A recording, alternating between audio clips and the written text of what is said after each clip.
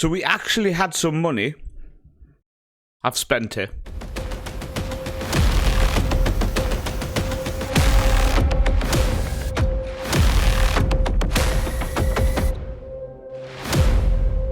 So welcome to a brand new season on Football Manager 2024. If you are new to the series and you've joined us in this season, our first season where we're going to be competing in Europe, welcome to the channel. Make sure you do go down, hit that subscribe button so you do not miss any content going forward.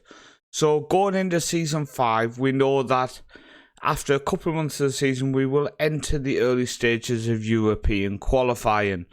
And yeah, we had to develop the team, improve the team, and build the team the best we could. The best we could without blowing all of our money, because I managed to do that before we even started the season.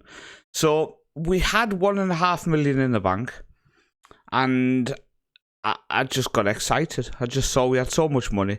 So I did request the board to improve the training and youth facilities. I thought it's our first opportunity that we've actually had the money to do it. They agreed to do the youth facilities, which has ended up costing us £1 million. I just honestly didn't expect it to be that much. The only reason I asked to do it, when we're currently at number 11, 2.5-star youth rating, I thought, let's ask, get it boosted up a little bit. It'll be like $500,000. Turned out to be like $1 million to do it. So, let's have a look at our transfer history, shall we? So, the first player joining us over the winter is Emil Iversen Nyland Ursal. And he comes from Kristiansund, and he looks a very, very talented striker. I think we got a lot of hope that he could develop into a top player. He's with us for a couple of years. There's probably going to be a chance to extend it as well. No, I didn't actually get a clause in there, but we can improve him as we go. So he joins us, and honestly, I think he could be a good player long term. Now, the next player joining us is Veton Berisha. Now, he was at the club in 2009. You can actually, let me flip it the other way. So, you can't actually see it. Tell you what, I'll show you on this screen here. So as you can see, he was with the club 2009 as an academy player before going off to Viking Stavanger. Well, he's ended up coming back to us now, age 32. He's on $2,500, but I managed to secure him on only a 1-year deal. At the age of 32, you never know how he's going to develop, or the opposite to develop, and how his physicals are going to drop off. But also, we do have them youngsters coming through, and just one more year for them to develop behind Berisha could be very, very useful indeed. But it's really nice to have him at the club, and it counts as a homegrown player, etc., which is also really, really nice. And the second player from Kristiansund in this window is a central defender, 19 years old. Again, a very, very talented looking central defender. Really pleased to bring him in. I think he could develop into a top player, so I'm really pleased with that. And it just adds a bit more depth in central defence, which we were desperately short in. So the next player to look at is Christian Knapskog returns to Egerson. So after going off to Sassuolo in 2025, he's not actually played a game for their first team. And we've managed to get him back on loan, spending 2.6k a week on his wages, but absolutely over the moon to have secured him and brought him into the club. The final signing, now yes, we could maybe say that it was a panic buy, maybe not.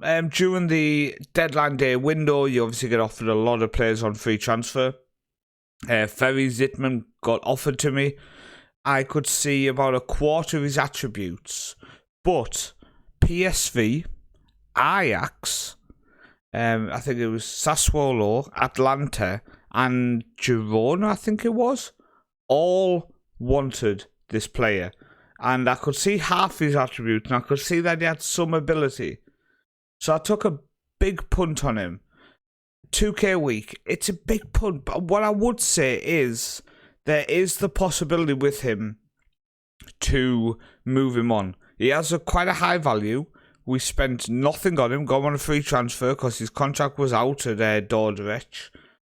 So I think it's a low-risk deal, especially now we're moving into European competition, but still it's a lot more money than we've been spending in the past.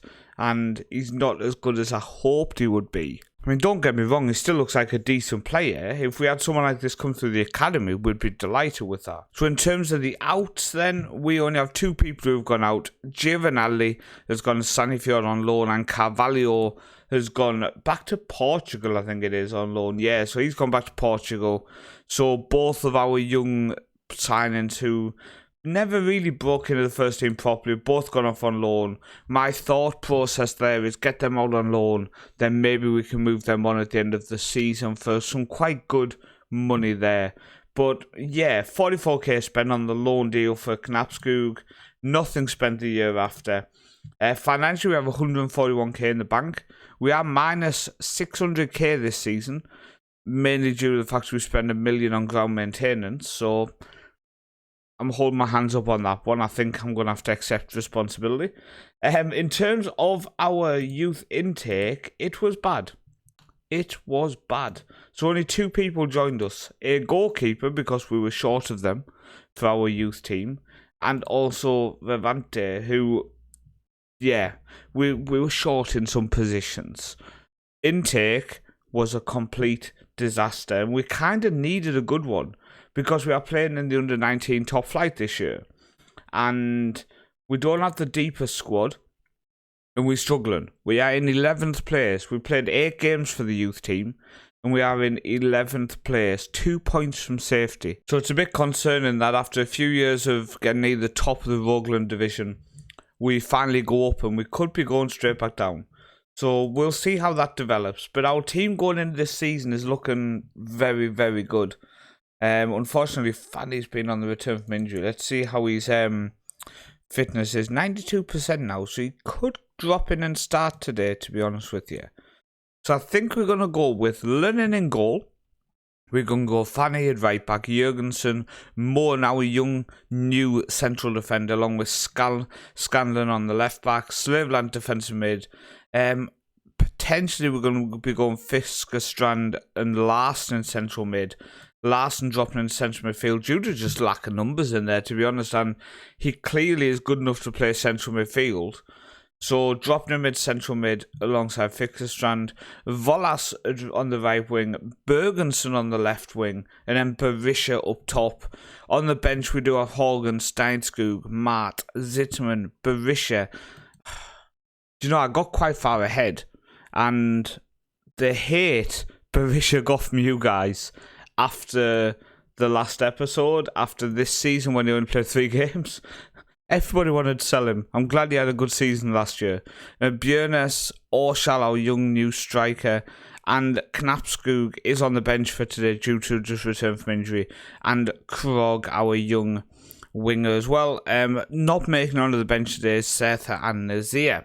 Now, before we go into the match, I want to show you one of our Patreons. Now, if you do want to support the channel and become a Patreon, if you want to do the buy me a coffee option where you can just pay a one-off payment instead of monthly subscription like Patreon, you can make it in to our Patreon list. So far we have Dan Finch, who is a Patreon member. If you watch the content daily on most days, then a couple of pounds, a couple of dollars, a couple of krona a month, it's just a little show of appreciation and does just keep the wife off the back. But Dan Finch, then, is a Faroe Islands player. So Finch is from the Faroe Islands. He currently plays at Copenhagen. He's 18 years old. He was in the Next Gen Top 50. And he is looking very, very good. So we're going to be following the journey of Dan, and then if other people also join Patreon, etc., we will follow the journey of you during this as well. So he's picked up 10 caps for the Faroe Islands. If you go on this, he is their key player now. So see if Dan can take them all the way to the top. I wish we had a player like that last year. He's still contracted for another 2 years, but he is wanted by Southampton.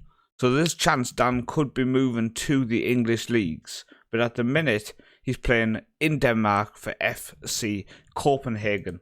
So, today's opening match is going to be against Sogndal at home. So there's a big chance for 3 points to start the season.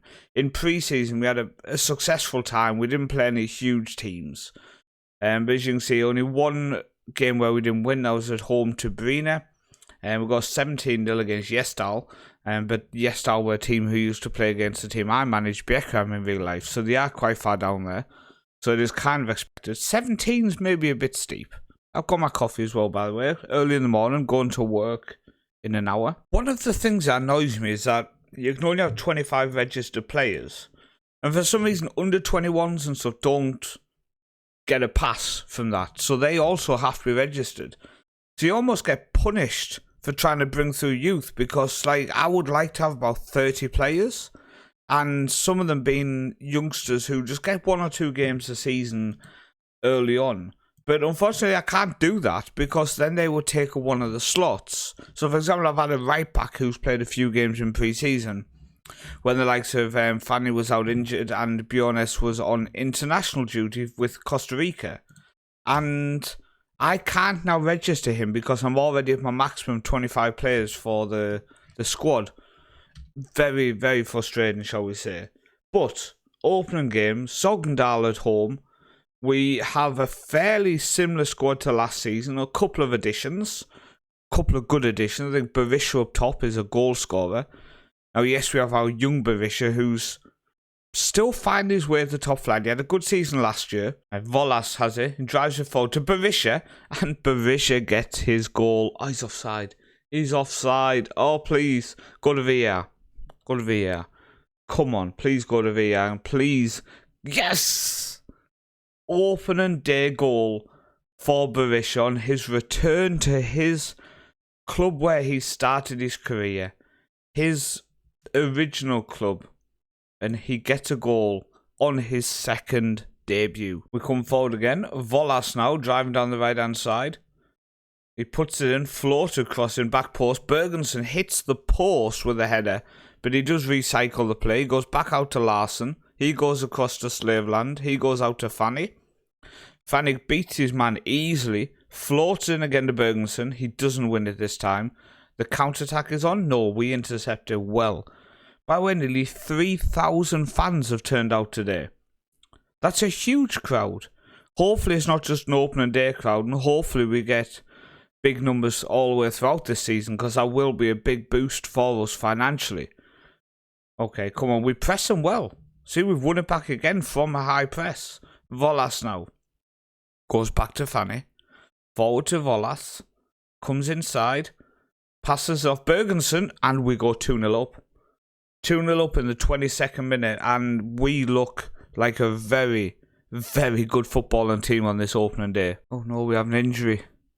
What type of injury is it? It's a potential lower leg injury for Bergensen.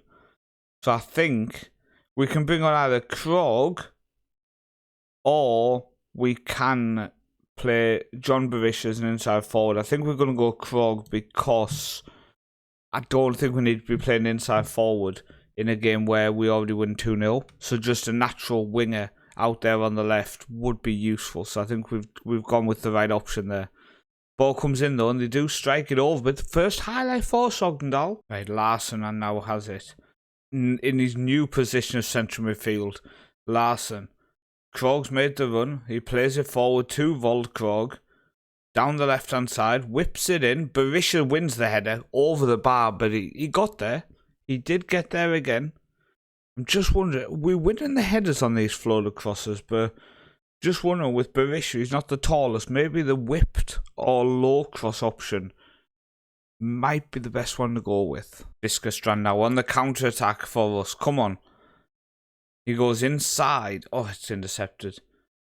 Kitolano goes back to the goalkeeper there for Sogndal. They have a chance here with a long ball forward, but they have nobody there. Fanny brings it down. Goes back to Jurgensen. He goes inside to Moen. Forward to Larsen. Flicked on to Fiskerstrand. He's tackled, but Volas now has it. Volas into the box, and that's going to be a penalty. That will be a penalty, and I think it's Berisha who takes the penalties. I'm also not sure. You can just tell when it's going to be a penalty in Football Manager. In my opinion, no penalty. But who's going to... it's Slaveland is going to be stepping up still. I did think it would move on to Berisha. So Slaveland, on the opening day of the season, of Season 5, Chris Slaveland makes it Egerton 3, Sogndal 0. Come on. Domination. I think, coming up to the hour, I think Fisker Strand I'm going to take off for Zittman to give his debut, and Slaveland on a yellow I'm going to take off for Mart, and Knapskog I'm going to bring on for Volas, I think. And what I'll do is I'll move Larson over to the left wing, Krog over to the right wing, and Knapskog goes into that central midfield support. So all three people playing in midfield in that central area. Now we have fresh legs on for the last half hour. Also a debut for Zittman, who I have not set on a intensive language course just due to the fact that it costs so much money. It's like 26k to do a language course. So I think it's smarter to just let him learn the language over time. We can bed him in slowly. He can play games off the bench in games where we're dominating. So we have free kick now, just on the edge of the box. Berisha with it. He puts it back post. Moan tries to win the header, but he doesn't get to it. But there's 15 minutes to go. I think what I'm going to do is I'm going to take off Berisha and bring on our young striker. Give him a debut. And I think Bjornes for Fanny, just because... Oh, no, we can't do... How many subs have we made? Oh, we have made 5. We had the injury, didn't we, to Bergson? Okay. But our young striker coming on for the last 15, gives him some game time. Gets him used to the players a little bit. Come on. 3-0 up. 15 to go. Orshal on the free kick as well. And to be honest, I'd probably rather he was in the box. But Larson tucks it away. Is he offside? Potentially. Not sure if he was behind Jurgensen when that shot first came in. Let's see, shall we? Is he offside? Checking goal review. Goal awarded. 4-0 up on the opening day of the season. With a 65% pass possession, 88% pass completion, 14 shots to 6, 2.68 XG to 0.7.